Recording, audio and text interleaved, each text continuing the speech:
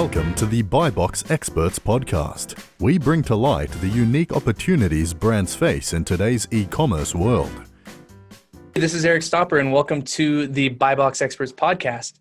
This episode is brought to you by BuyBox Experts. We take ambitious brands and make them unbeatable. Big brands hire us because we are one of the best holistic solutions on the market. We'd love to talk with you about what you want to get done on Amazon, where your struggles are, where you see low-hanging fruit, and we have a team of consultants who will help you figure that out. I am one of them. I'm on this consulting team. Reach out to me. Reach out to any of my colleagues. We know our stuff. We'd love to help you make more revenue and navigate the platform as best as possible. So go to buyboxexperts.com. Click on the free analysis button. It's completely free, no strings attached. We will eventually start charging for it, though, because our time is just getting scarcer and scarcer. Now, today, I am honored to bring on Joe Zalta from Riverbend Consulting. He runs a team of consultants who work with many of the top 1,000 Amazon sellers, as well as smaller sellers, to help them prevent account suspension and to get ahead of potential issues, right? Just nipping it in the bud before it can become a problem. Their team is comprised of ex-Amazon seller performance managers and other people who have worked at Amazon. And these consultants work hand in hand to find solutions to all of the changing Amazon policies. Joe is an expert. He's an Amazon seller, and he's come to impart his knowledge about how to become the best that you can on Amazon. Joe, welcome to the show. Eric, great to be here, man. Great to be here. Love what you guys are doing. Yeah, we're having a lot of fun. Now, I have all sorts of questions for you around a bunch of different topics, but give me the rundown on like the most significant thing that you guys are dealing with day to day right now at Riverbend Consulting. Like, what's the hottest thing that people are having issues with? So right now, there is this really huge recall, part of this supplement category, that there was an ingredient by ABH Pharma that caused this massive recall. And what it did was it triggered Amazon to basically take down or suspend a ton of sellers' listings, all in the supplement category. So anywhere between 200 to 300 sellers had their top listings taken down right away. And they had no clue. It kind of hit them, totally out of nowhere. And they saw that their, listings were getting bad reviews and that their listings were down. And Amazon was actually also issuing refunds to customers that bought the product over the last 6 months to even a year, which is, again, every day, something new. You never know what's gonna come. So these sellers, some of them reached out to us, found us on social media or found us on Google. And thank God our team is, well equipped to handle basically anything regarding seller performance. So, we pulled some magic out of a hat, and we got some of their listings back up within a day or two. And constantly we're getting calls from other people other supplement sellers that were having those same issues. So again, that's this week's poison. You never know what next week's going to bring. So help me understand, though, because if ABH is the one that provided this specific ingredient to a whole bunch of people, right? Or they're not the only provider of that ingredient, though? No. From what I understood was that they were called out by the FDA, and then there was a list put together on the FDA website that said that anyone that purchased that ingredient from this company, that there was a recall. Okay. And then what Amazon did is Amazon basically zapped. They just swept the whole category. So it didn't matter. They didn't verify that you got the ingredient from ABH or not, right? Your company had to be on that list. Okay. So your company had to be on that list, but not every product. So that was the wild part. Let's say you had one product out of 15 that had that ingredient, and it may not have even been from that time period. But let's say, it was. They basically swept all 15 products and they took them all down. And then you had to basically appeal Amazon and say, hey guys, this is incorrect. Here's my supporting documents. Here's my supporting evidence. Please reinstate my listing. And that's what my team did for all these sellers. So hold on, hold our hands through this process, right? Because some of the people listening were probably a part of that group, so I'm assuming you'll get some calls. But um, there's a notification that comes to them that says, "Hey, all your listings got shut down," or is that something that you had to go and check on manually? And then You mean the seller from the seller? yeah, the seller, they see their listing. How do they come to the knowledge that their listing has been shut down as a result of this recall? So they were notified through the regular channel of seller performance. They had that little red flag, as we all know, and we dread seeing every time we sign on to our seller account. And then there was a notification saying that all their ASINs were taken down for this recall reason. And then they had to appeal it. And really, most sellers didn't even know where to start. I think some of them tried to appeal themselves but didn't get anywhere. Because it was a higher level issue. And that's kind of why you need professionals that know which departments within Amazon to go to get these things taken care of. So you deal with escalating these issues, these appeals, right? So somebody comes to you, they say, "Hey, all my stuff is in disarray. I'm in a panic." And you guys directly connect them with somebody at Amazon? Are you emailing seller performance? Like what's the typical first steps that y'all take? Gotcha. So we're not reaching out on behalf of anyone. That's not what we do. We consult the seller.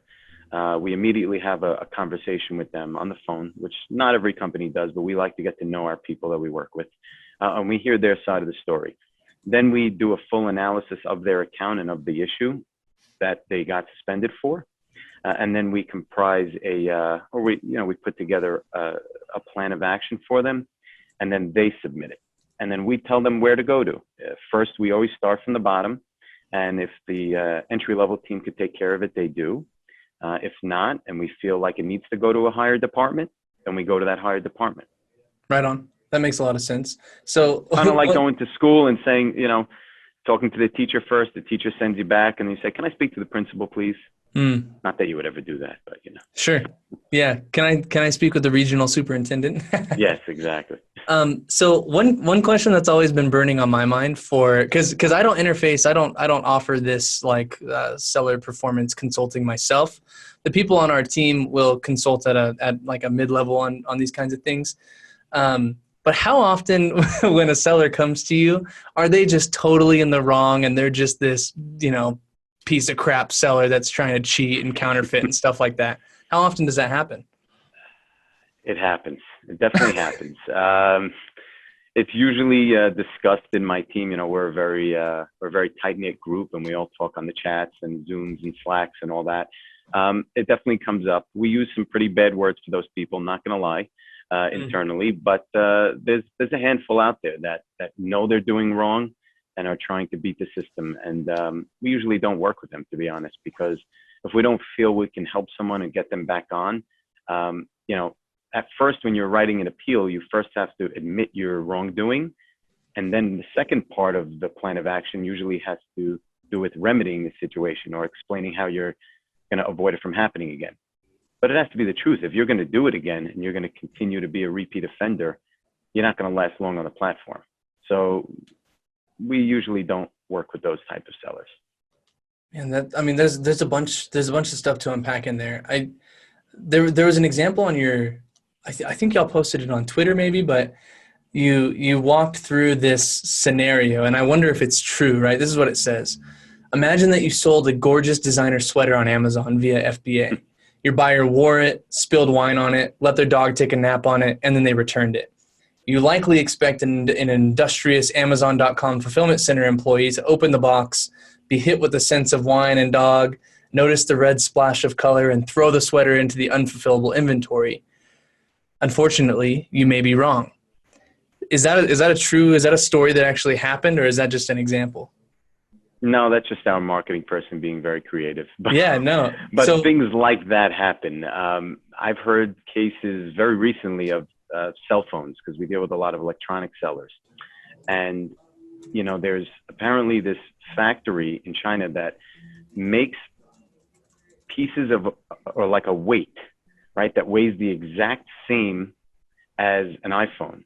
So people will order iPhones, take the iPhone out and replace it with a weight that is the exact same weight as an iPhone and send it back to Amazon.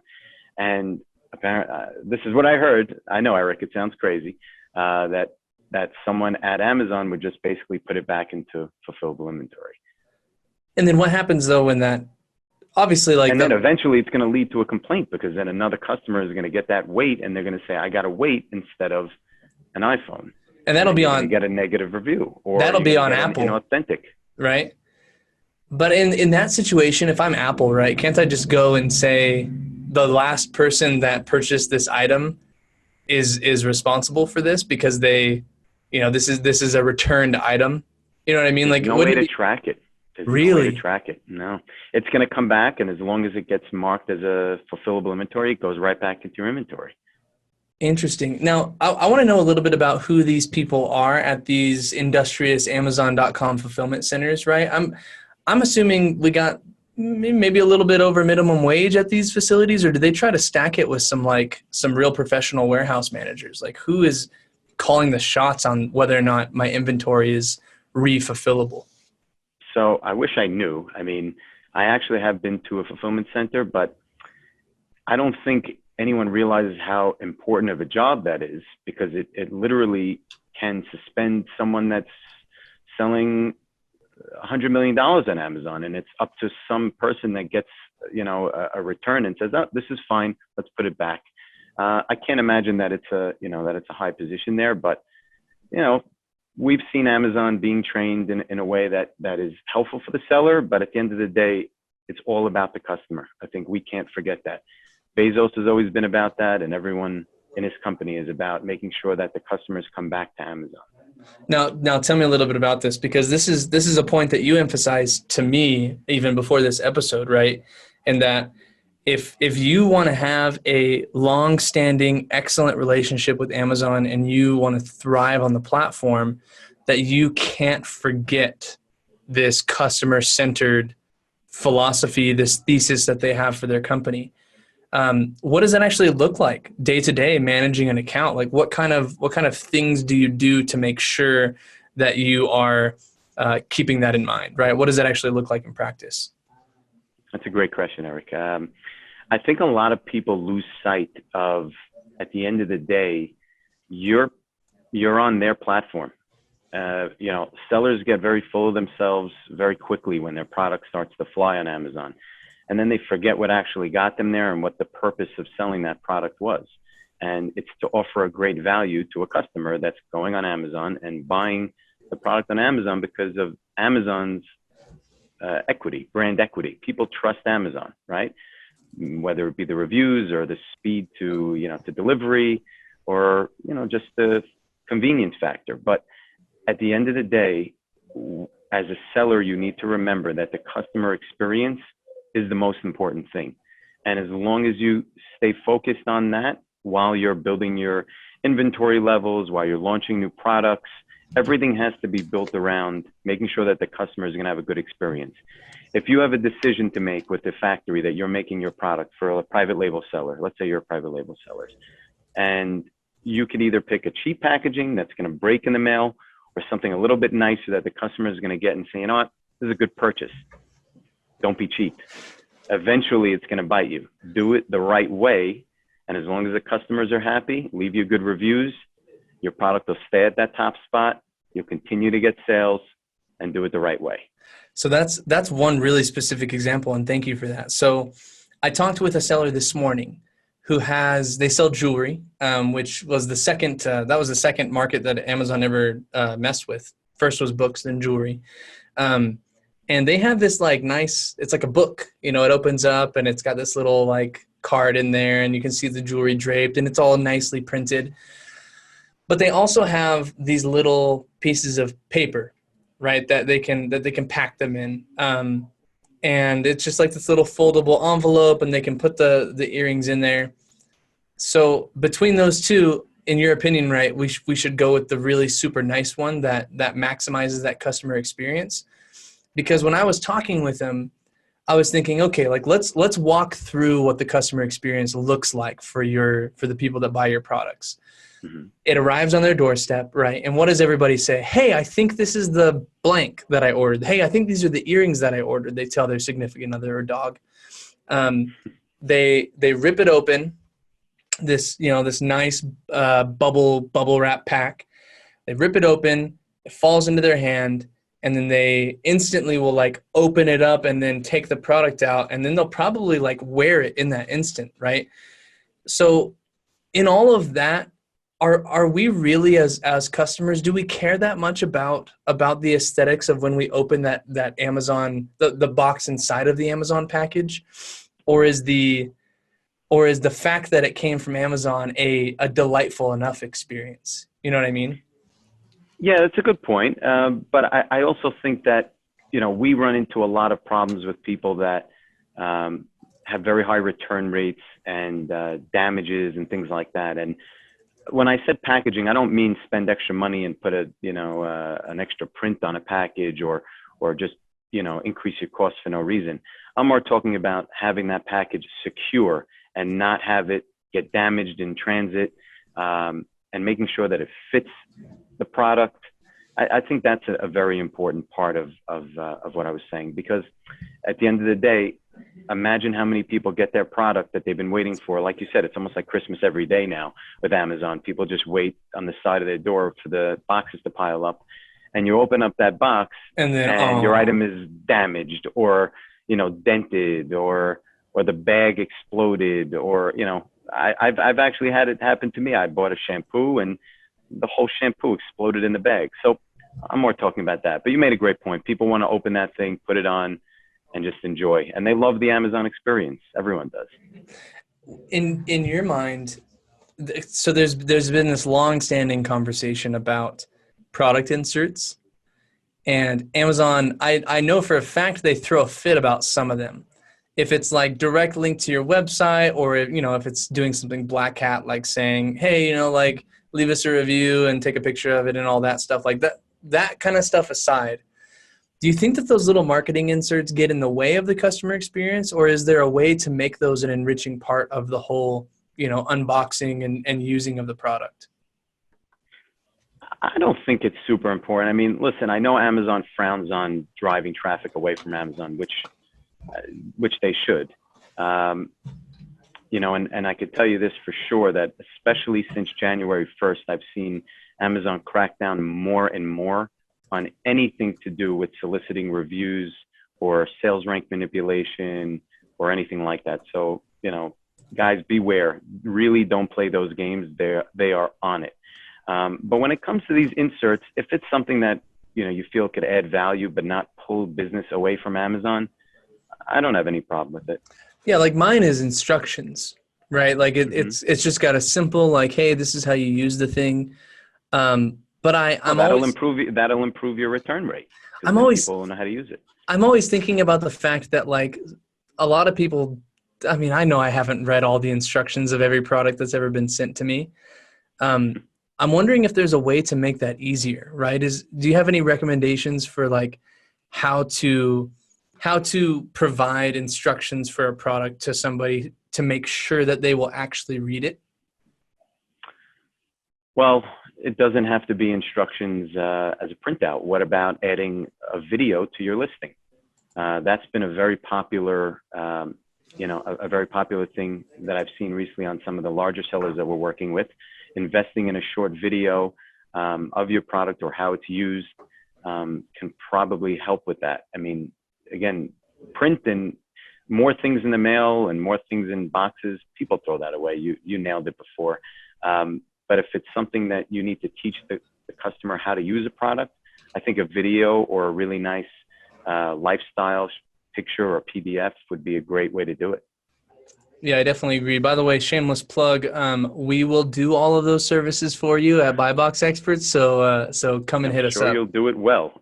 Yeah, and we have these brands, and this is a point that I think you can help me emphasize as well, in that a lot of people, they put their photos up on Amazon, and it's like white background, like they're rotating the product and just like showing the different sides of it.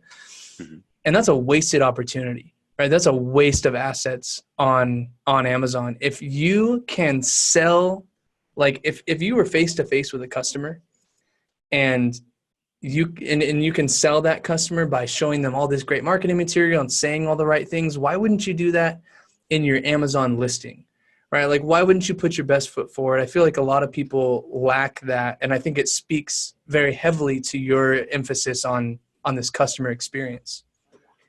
Eric, you nailed it. I mean, more and more I'm seeing the people that stand out and really take that big leap forward with their business or brand building on Amazon are the ones that are putting their effort and time and energy into their photos and into their content. You said it before. If you had a chance to show someone a product and you're just a white background, it's not exciting.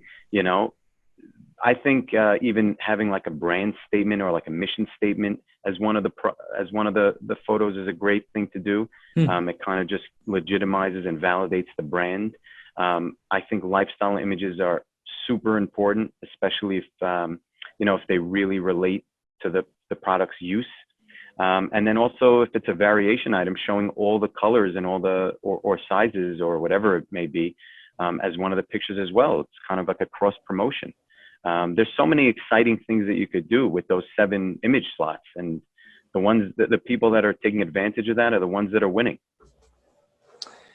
So that's probably the perfect segue into a point that you emphasized to me before our episode, in that Amazon is very much this channel for entrepreneurs to empower themselves, right? To become a legitimate seller of products, to get into this arena and actually start changing their lives, right? I've seen people's lives change because of Amazon. And you talk about what it takes to be an entrepreneur in 2020 and on Amazon, and you've got 3 key points: innovation, creativity, and trust. And you talk about the collaboration of those 3 things. Can you speak to that and give us some of your knowledge? Yeah, absolutely. I feel very strongly about this. When we started, my partner and I, Leslie, when we started Riverbend, we were going into a very niche market, if you would even call it a market. When I told some people that I was friendly with or mentors, I said, I'm going into the suspension business for Amazon sellers. They said, what are you talking about? There is no suspension business for Amazon sellers. And I said, you'll see, there is. I knew there was a need because I needed it, and because the people that I worked with needed it. And, if you don't believe in something and you don't constantly think about innovating what you're doing and being creative and really expanding your mind and not just doing what's right in front of you or what everyone else is doing, then you're never going to make it today.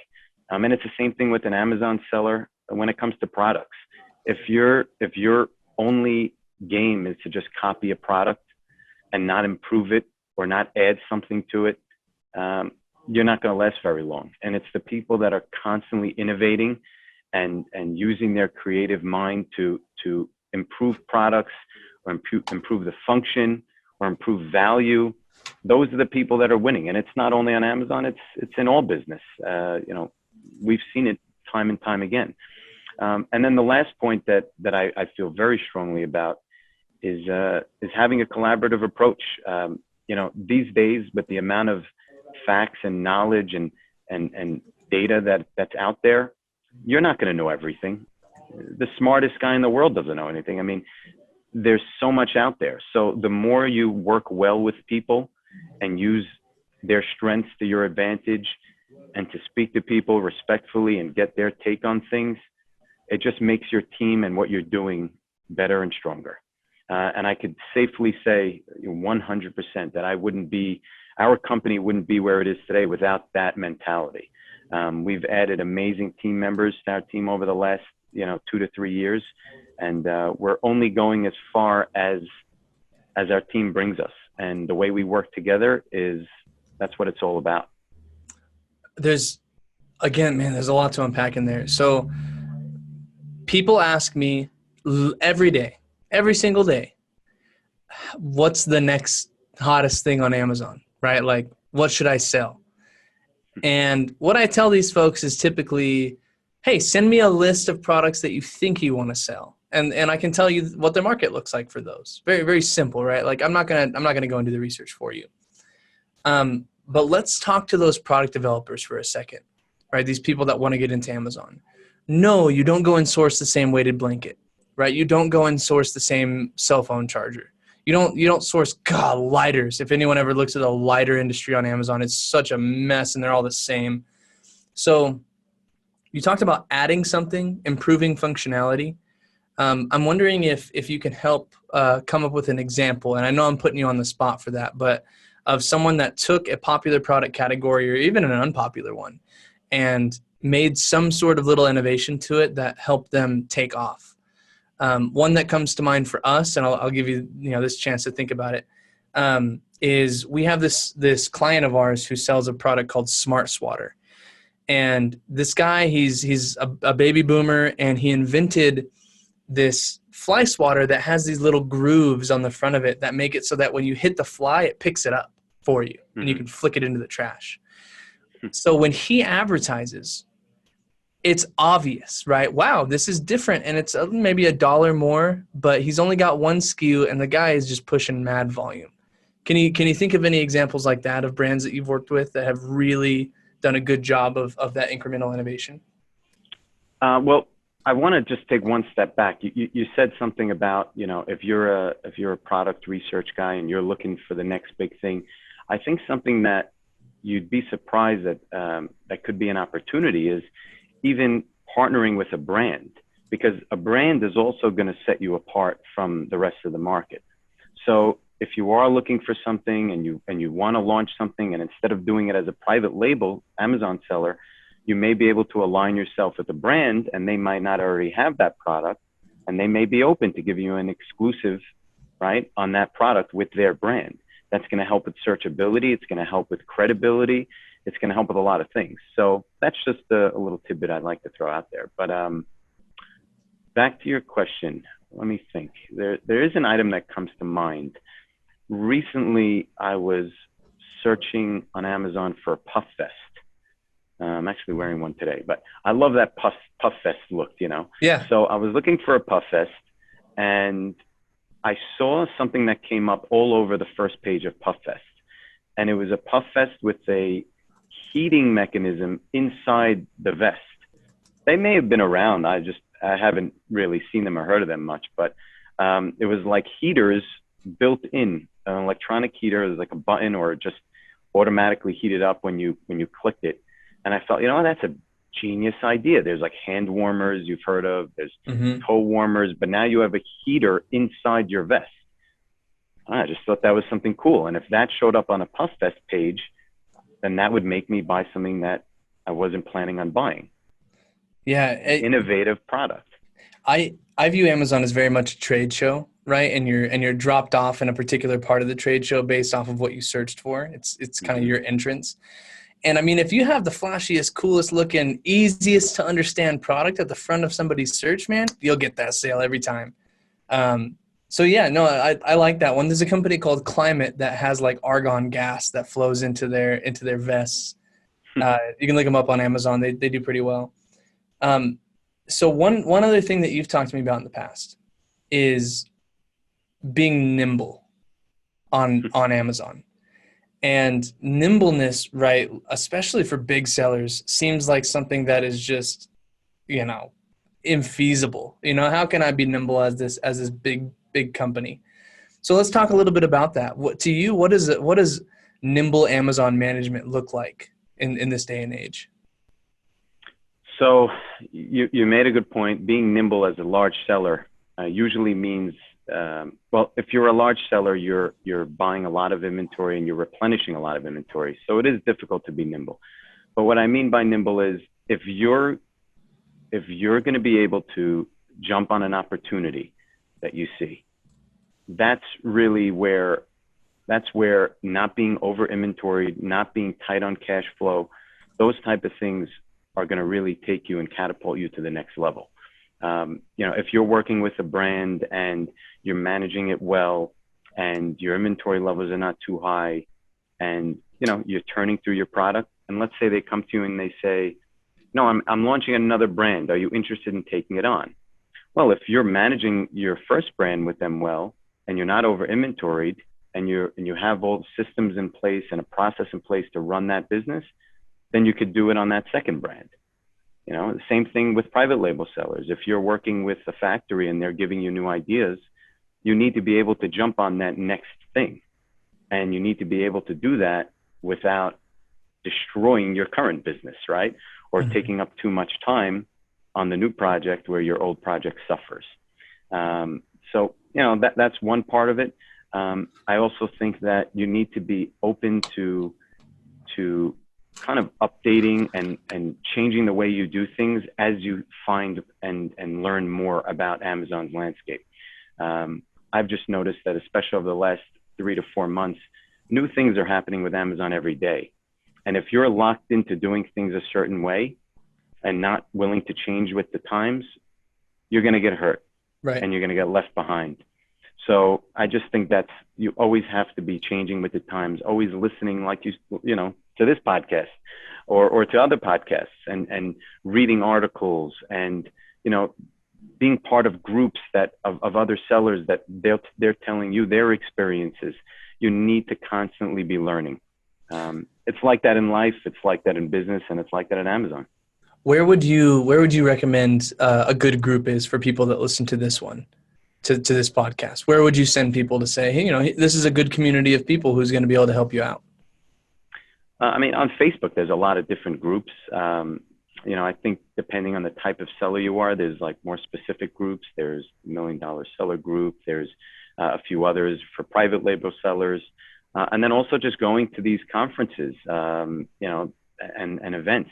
You network a lot. You learn a lot from people that have been there before, and they learn from their own mistakes, and then they're teaching you things so you don't make those mistakes. I just think keeping yourself informed in any way you can is super important these days. So there's a lot of things that I want to ask you, like selling to friends and families, and what to do when you suspect negative reviews are coming from competitors. And I think that we should probably schedule another one and go after those topics.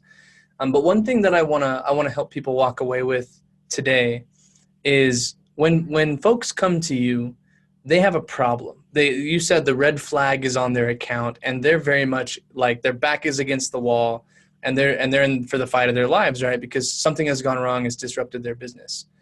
So you talked about how you evaluate these businesses when they come to you, and you sit down with them and you try to understand. You probably get access to their account, I'm assuming. What are some of the like low-hanging fruit that you check to make sure that an account not only gets unsuspended, but then stays that way? What are some of the critical artifacts in an account that you've been able to identify, say like, okay, check, these are all good. Like you should be good until something crazy happens. Gotcha. So the first thing we do, and like you said, most people come to us when they're already in trouble. That's usually how we start communicating with people. They'll tell us, my account is suspended. It wasn't my fault. I didn't do anything. And then we do that, what we call an assessment. We have one of our ex-Amazon people do that assessment. So they're looking at it as if it's Amazon, right? So it's a really good, point of view. And then we start digging in, and we'll see a lot of old performance notifications that were not answered or handled properly, or ignored.